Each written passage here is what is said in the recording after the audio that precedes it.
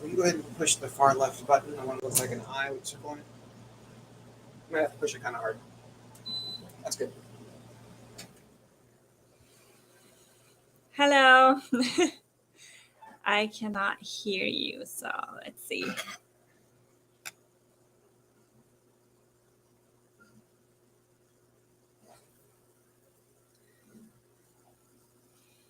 How can I hear anything right now? We don't hear anything. Let's see, crank up my volume.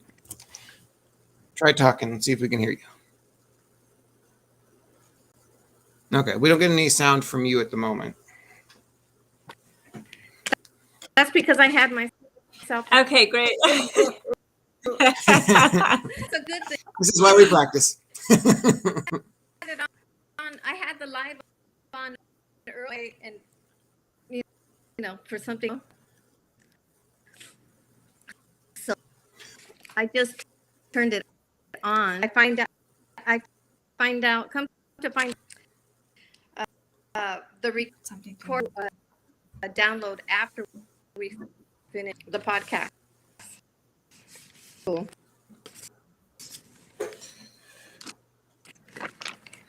How was your day so far? It's been pretty good. Your sound's a little choppy still again. Yeah. Sound choppy? Yeah. Sound really good on my end. You guys sound Okay. really Well, I mean, good. ultimately, all that matters is what the guests hear. Yeah, this is so true. We'll practice our lip reading, every other word. Okay.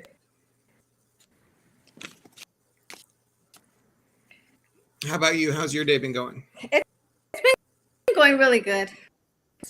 From Africa here as refugees this morning, and they got so I love that's always a cool thing. Let's see if I can. Practice a little. I need to really brush up on that.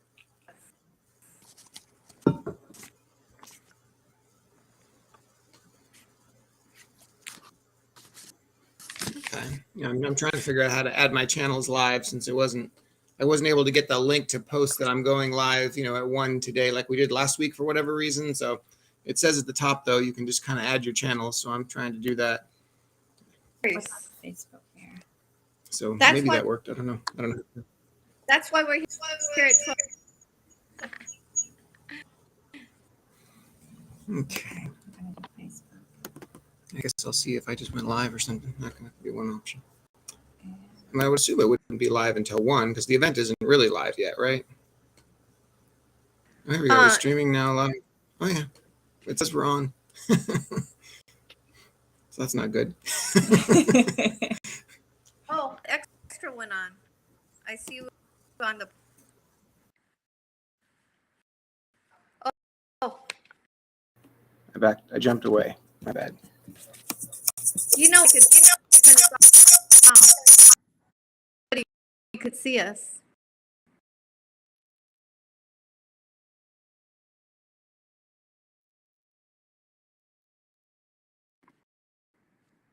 How do I turn off? Okay, I guess I had to turn them off. Okay. Done. I don't know. I'm so confused. See, it says it's happening. Can you do it private right now?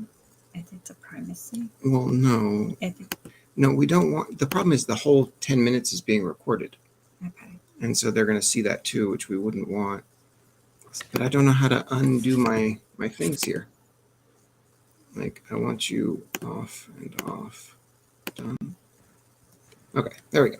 So now everything should be back to normal. And I can just go live again later. So let me verify that it didn't. So you can go live. I don't need to do that. Yeah, I that'll wanna share probably it. work. Let's see. So I think it doesn't let me do my Coach Sean Bush website anyway because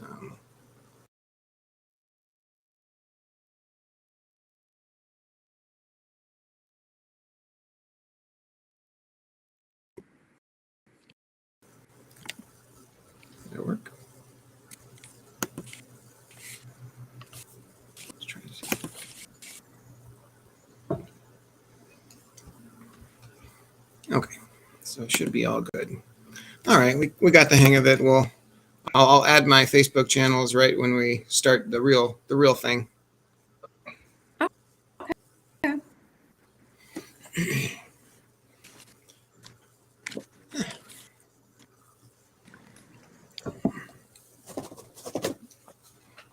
Okay, so is this what it's going to look like? We'll each practice leaning in. Oh, there we go. You want to? Yeah, you're better. Okay, there we go. Yeah, I think the stacking on top is better. We only heard half your question because it was chopping in and out. But yeah, at least this way. Otherwise, we have to like take turns going for the middle of the.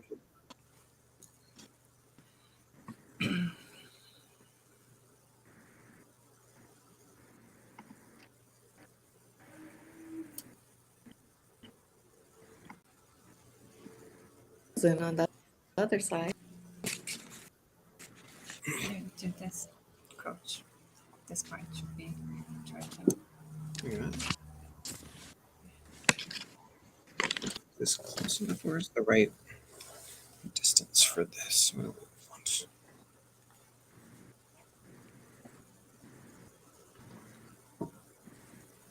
Is this an appropriate camera distance, you think?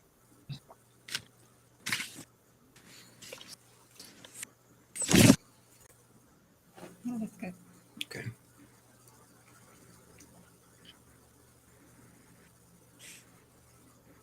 Okay. There is a possibility we'll Count down 6 more hers. minutes. Pressure on. Okay. I'm gonna get up for a second, so I. Okay. So you guys want a couple minutes, but I'll be right. Okay.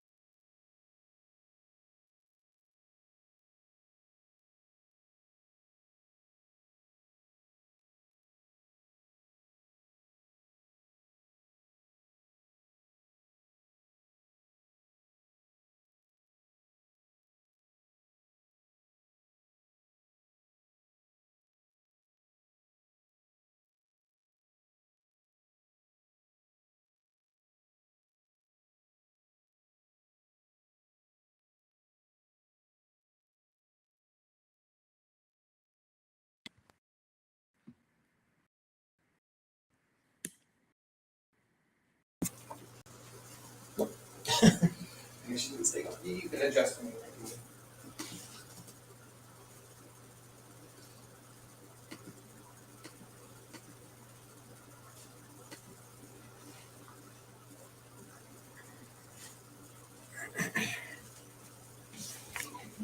And if this is the way it's going to be, then I guess what we would want is, yeah, that'll work pretty well. So, yeah, we won't even miss a thing. That's perfect. Because there's nothing over here, right? Let's see. Yeah, I know. So, one of two things is true. Either she's recording this and the whole thing's going to be on it, and that's just too bad, or it's not. Yeah. Oops, did it shrink?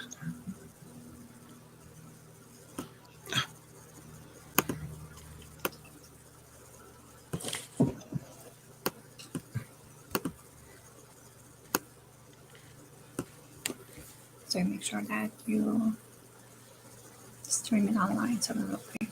Oh, yeah, I'm going to have to do that. You want to do it? It's 56. 12:56. No, because the second I do, that's when everyone will start seeing it. So we don't actually want them 3 minutes of being bored.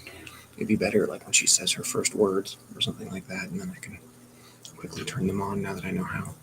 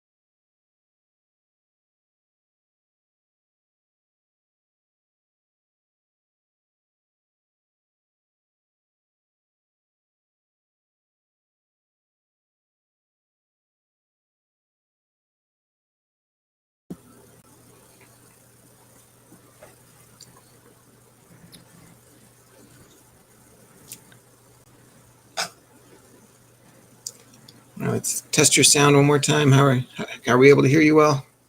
Can you guys hear me? Hear me? Yes. You're definitely louder the Excellent. closer you are, but yeah, the chop happens a little bit. But like I said, as long as it doesn't happen for the guests, as long as they can hear us, I guess. We do most of the talking, it sounds like.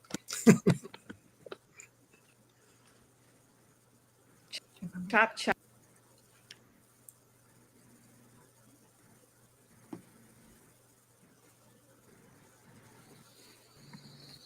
My name's Angelica Corral. I'm with the World Events and Productions, and Barbara, an expert in development with 20 early childhood. She earned education from the university, specializing in early development with expert intelligence and emotional. Awesome. So over a decade, she's in the childhood sector, and can't wait to hear about that.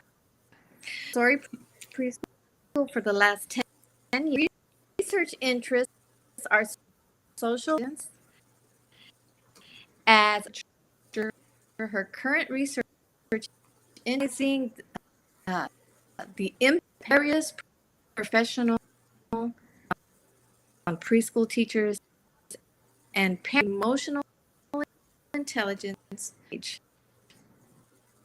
and Bush, who's been helping their social fears and for nearly a decade, as well over 10,000 hours world social skill experience.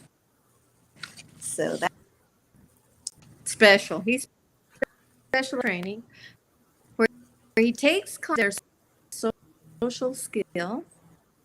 Training program includes exercises to help teens improve their people. And we know it, especially with the always a need for improvement on that. So they are overcoming anxiety and inactive social much more. So now, tell us, Dr. Barba, Institute topic. Who chose this topic or emotional intelligence? Choose this topic to speak about. First of all, I want to start by defining emotional intelligence, and so everyone knows what we are talking about. Simply put, emotional intelligence can be defined as a set of skills that help us understand our own emotions and also understanding other people's emotions and using these skills to make everyday life decisions. First component of emotional intelligence is self-awareness, which is understanding our own emotions and also understanding other people's emotions. The second component of emotional intelligence is empathy, when we consider how our actions can impact other people's emotions. And the third component of emotional intelligence is social skills, which can be considered how we can use these skills and how we can use this understanding in resolving problems and communicate with other people. The way we started this project was I had a talk with Coach John Bush, and he mentioned how his clients having problem in very basic social skills. They're not able to communicate and collaborate and talking about their emotions to other people. And we just started to learn more about it. Yeah, it's exactly like she said. I was talking with Dr. Barbode one day and just saying that my job would be so much easier if I could get it to them when they were younger, because they generally don't have most of the training that they need. They don't really know how to identify emotions. They don't really know what they're supposed to do. They just have, poor social skills. And I generally work with teenagers and adults. And if you give me a teenager and an adult, I can craft them into a very well put together person. But it takes a lot of time, in part because we have to untrain all of the bad things that they learned when they were younger. And I was thinking this would be so much easier if I could just teach them when they were 5. But the problem is, I don't know what a 5-year-old wants. It's been a long time since I was 5. I do not understand their motivation. I do not understand the way their mind works. Like, I get teenagers and I totally understand adults, but I just didn't know what I was doing with kids. So I was talking with her one day, and we started this idea for the SEAL project, which is social intelligence and emotional learning. And it's a program to teach these social skills, the same kind of things that I would teach to adults and teenagers, to small children before they've learned all of the wrong ways to do things. And so it's just so much easier to teach them because their minds are much more open and much more ready to learn. And they don't have all the wrong ideas in there that you have to push out before you can put the right ones in. Neither in life nor in school or anywhere else did they learn about social skills. And we were thinking what would happen if they learn about social skills and their emotion from very young age. And that's how we started this project, SEAL project, which stands for, yes, social intelligence, emotional literacy. I love it. I think we could reach our children to be, because being molded early on, right? So how many parents or teachers can help children increase their emotional intelligence? Well, the good news about emotional intelligence, it's not fixed.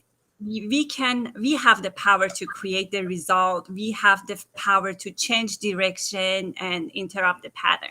So we can definitely make those changes. I'm going to just give you an example. One day in my in outdoor area of my classroom, one of my children wanted to ride a bike. He jumped into the other child jumped into the bike and rode away. That my children was one of my student was really frustrated, and he started to cry, and he was heartbroken. Research has shown children with high degree of emotional intelligence would have acted differently, knowing their action can impact their friends. In this scenario, if he knew that his action would cause his friends being sad and being upset, he wouldn't have done it. So if learning about emotional intelligence, it's important to teach them about empathy. So the very first step is introducing emotions, naming emotions, use every opportunity to teach children about their own emotion. If they're watching movie, if they're watching cartoons, if you're reading a book for children, just mention if there is any emotions involved, just ask the child to name that emotion. Or you as a teacher and as a parent, we can name the emotion in front of them. If they're experiencing any emotion, we can just jump in and say, hey, this is how you're feeling, and it called you're sad, you're happy, you're frustrated. Naming emotion is very first, which is called self-awareness, which is the very first step to helping them to be emotionally intelligent. The second part is validation. Validating child's emotion, whatever they are feeling is valid. And we can verbalize by, I know that you feel sad. I know that you're feeling happy. But by just naming them, we would help them that, validate their feeling. Yeah, the validation thing, it's really important as well for the older kids and adults. I'm sure a lot of us come from cultures where we were told that boys don't cry. I remember my dad telling me when I was a kid, stop crying or I'll give you something to cry about, which is hilarious because they obviously already had something to cry about. I was doing just fine. But it was just the culture of you're not allowed to cry.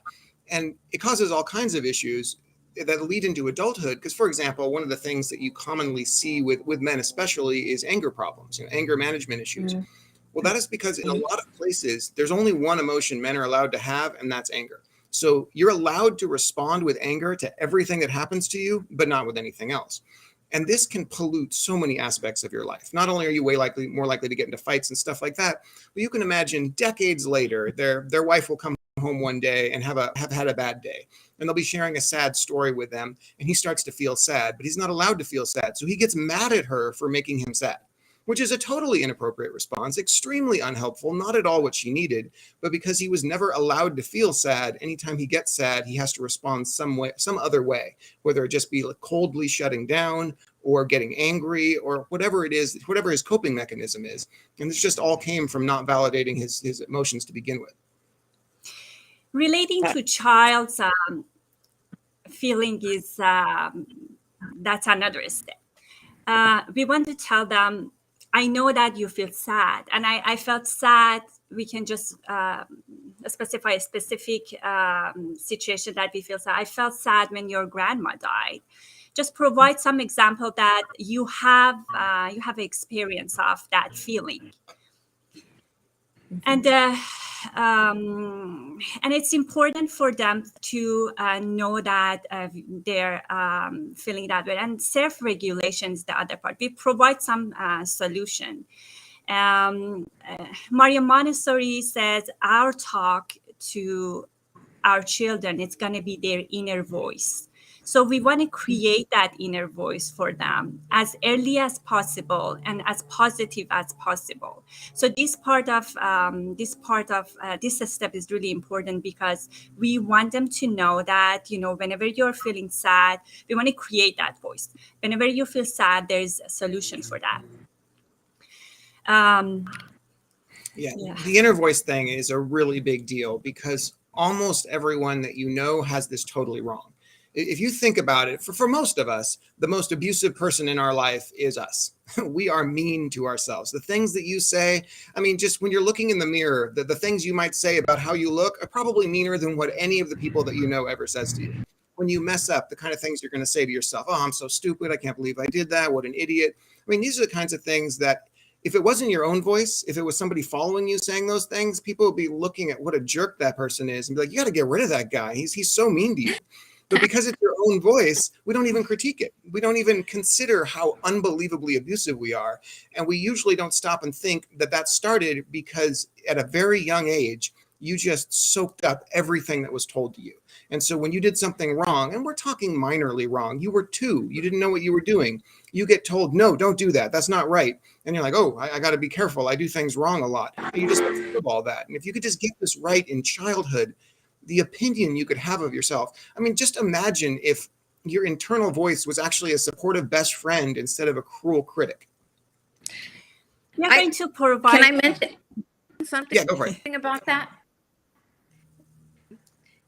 Instead of a cruel critic, an issue with the podcast and wasn't working, and say that I saw how intelligence was when you guys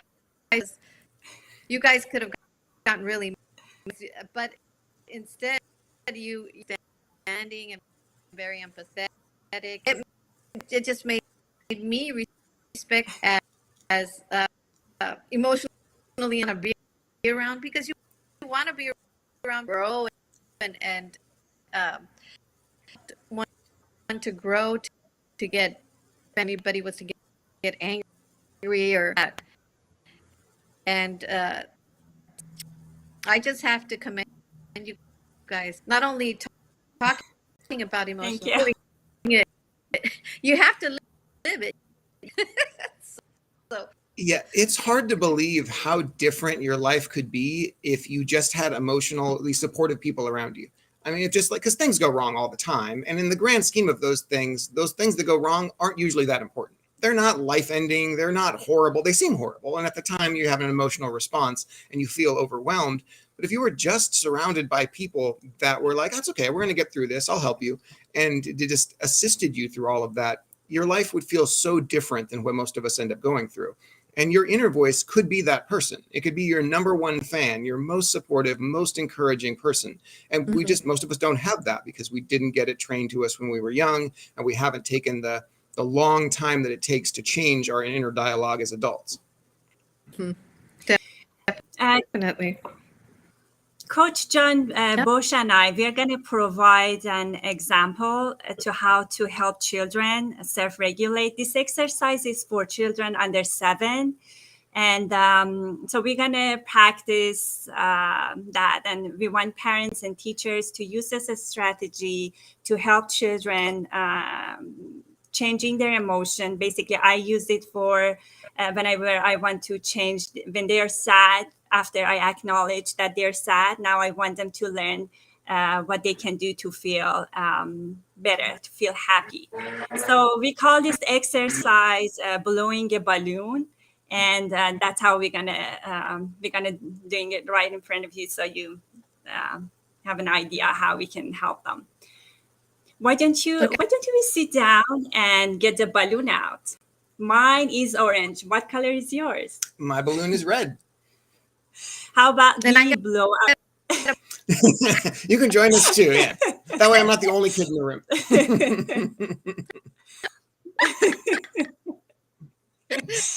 So let's blow our balloon.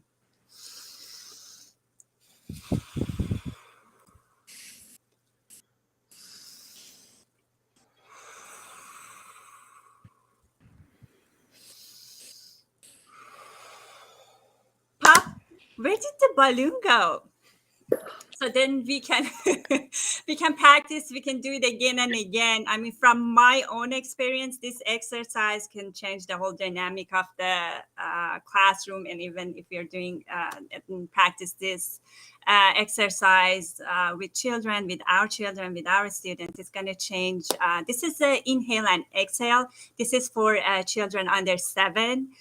But when they grow older, they will learn to, if they feel sad, this is a creating voice, that inner voice that I'm talking about, that I want them to create that voice. We want them to be consistent, and we want to practice this to help them have this inner voice. Whenever they're sad, they can, use this exercise to feel better. This is for children, as I said, for under 7. But when they grow, when they're older, when they're adult, they can inhale and exhale or do yoga. This is a very basic exercise for yoga, how to inhale and exhale. This I just want to mention that this is not about dismissing emotions. That's the important part. We understand, we acknowledge that they are feeling sad or mad, but this is about regulating emotions. We are not saying, no, you're not bad. No, I know that you're sad. This is important for, knowing that they're sad. Now, let's do something to feel better. Yeah, it was actually rather clever. It's an interesting way to get kids to do a deep breathing exercise, even if they're too young to listen. If you just told them to breathe in and breathe out slowly, they may or may not listen, but that's essentially what the balloon does. So it makes it fun. It makes them understand that. Yeah. So how about for children that have special needs? How does emotional intelligence? How can you said special needs? Yeah. Yeah. Yes. Okay. Knowing children with special needs children, including children with ADHD, they have problems in understanding social cues. We as teachers, as parents, can help them understand, learn about social cues, learn about their own emotions, and learn about, how people are act and react in different situations. We can help them. We can prepare them to, understand that social cues. and that can help them to communicate better and start initiating a conversation and make a good connections. Yeah, exactly like she said. The nice part about this for special needs people is that these are learnable skills. So I actually have a lot of clients that are somewhere on the autism spectrum. That's one of the more common reasons why someone might end up coming to work with me. And they're a lot easier to work with than you might think. I mean, they're actually not that much different than everyone else. As a matter of fact, in some cases, they're even easier, I find, because they tend to listen better. They're less distracted by what they thought was right and more open to the idea that they should be learning something different. So my background's a little bit different in that I didn't get psychology degrees. I got degrees in animal behavior. And so I'm less concerned with the diagnosis of what the disorder is. And I'm more focused on, okay, you got a stimulus. How can we train you to get a really good response instead of the response that you're currently giving? And so it becomes just a matter of practice. So you'll get people like eye contact is a very common one. I actually teach eye contact to my clients even before I teach them how to say hello. It's just like a really critical skill you want to get early on so that you're doing it right all along. And so you'll get people that either never make eye contact or just stare way too much. And so it's simply a case of they know they're supposed to do something with their eyes and they're doing the wrong thing. So you can teach them timing. You can teach them how eye contact works, what an appropriate amount of time to look at somebody's eyes before you look away is, how wide your eyes should be. I mean, when you talk about staring, the main characteristic of staring is that kind of bug-eyed, eyes wider than they're supposed to be thing. And you can just tell them to tone that down. And they just listen because they're not doing things incorrectly because they have to or want to. They're doing things incorrectly because nobody took the time to just tell them, this is the way you want to do it. When someone's speaking to you, you're going to make a lot of eye contact and they're periodically going to look away as they're thinking. But when it's your turn to speak, you're going to make some eye contact, but you're also going to look away to think. And this is how we keep it from being a staring contest during a conversation. If they've never been told that, they don't have any natural way of knowing that's what's supposed to happen because they don't feel the same way about a conversation that you or I might. You or I might intuitively do that with our eyes, and they just needed to be told, and then they need to be given the opportunity to practice. That's awesome. Whole different technique on how you handle. So I'm really excited learning more. As you know, I work with children there are so we're getting on. So this is perfect, and definitely going to speak with our maybe having you guys talk today and see if that would interest. What 5 takeaways for our parents, and anybody, because emotional intelligence, correct? Yeah. Well, the first thing is understanding our own emotions and other people's emotion. Naming emotions, the first, as I said, it's really important, and just use simple words to name emotions. The second one is, from my view, is the most important part is validating emotions, like telling them that whatever you're feeling, verbalize it, it's valid. Third one is we want to teach children empathy. So we want them to understand the consequences of their actions, how other people feel, how it can impact other people's emotions. Mm-hmm. And relating to them by just provide an example to tell them that this is not them going through these emotions. You know, you have that experience, you had it before, and just make sure that accept all the entire spectrum of emotions as normal. It's normal that you feel sad. And the last one is modeling. Self-regulation is the last step, that we model how to handle their emotions, and just provide an example, just modeling the ways they can handle their emotions. And as I said, how provide that, create that inner voice, as Mario Montessori said. Yeah, one extra takeaway that I would just throw in there is that this is extremely important and it's worth getting correct now. You want to do this right for your small child before you have to hire me, because even by the time that they're teenagers, they are so messed up in the head. It will take so much extra time to fix that. And you don't want your kids to go through all that. You don't want them. I mean, like I said, even when I'm working with teenagers, I've done like talks at high schools and had ran a class at a high school for a couple of years.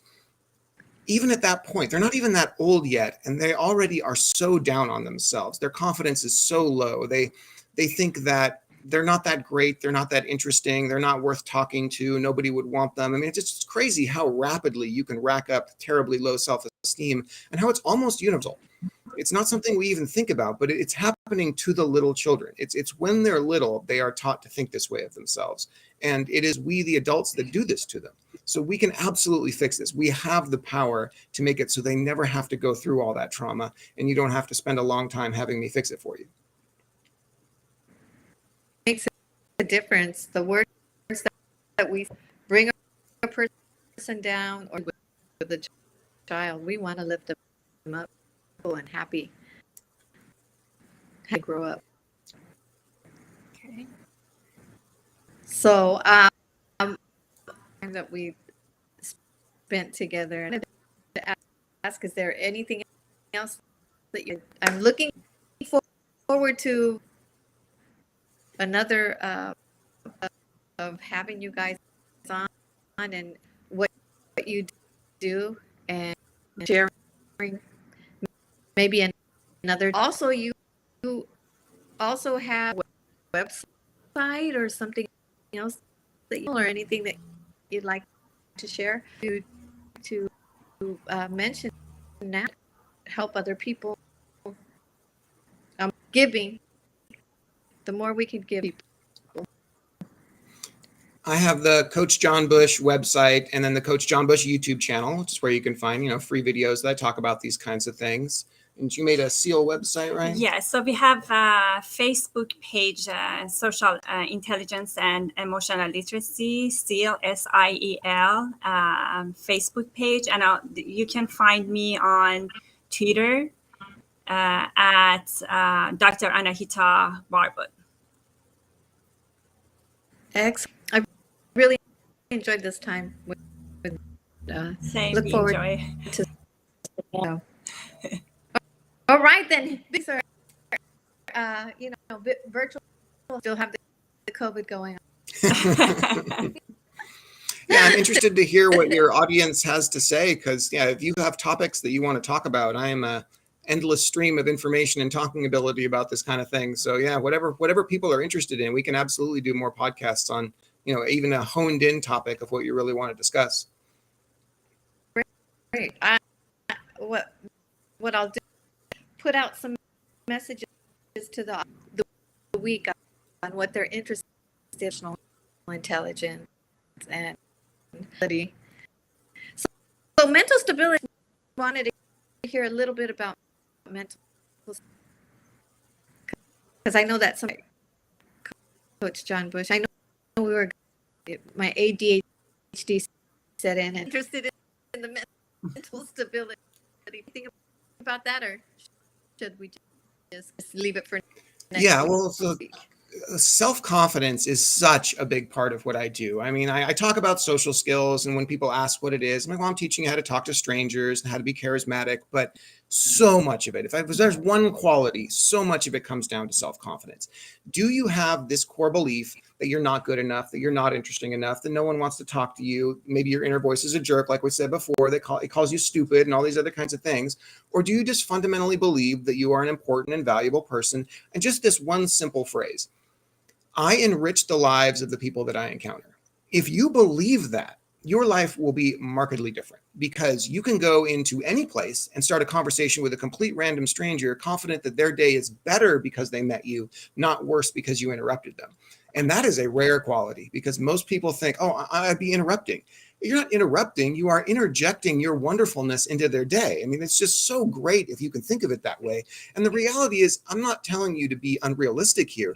It's true. People are happy to meet you. People are happy to meet new people. People are happy to have social interactions. We're extremely social creatures. Even if you just say hi to a complete stranger and they ignore you, after the minute passes and they snap out of the funk they're in and they realize somebody said hello to them, they're like, oh, hi. I mean, they're glad that they had a human interaction that day that they otherwise didn't. They didn't feel invisible for that brief moment where you said hello. You are not ruining people's days by interacting with them. You are enriching them greatly. And that's just that core self-confidence. And when you believe that, so much of this mental health problem goes away. You're not likely to be depressed. You're not likely to have no friends. You're not likely to spend your time alone at home because you don't even want to contact your friends because you're going to think you're going to be interrupting them. And these people are your friends. They've already proven that they like you.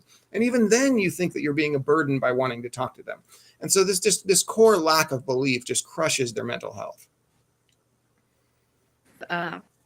Ending in that, we have the power to be the sunshine in people's lives. That's one way to do it. So I love you guys. Yeah.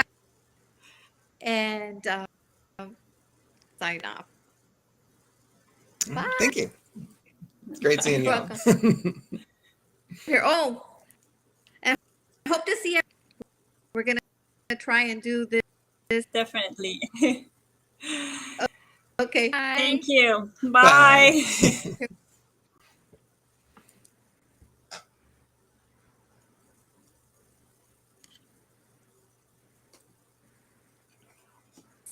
So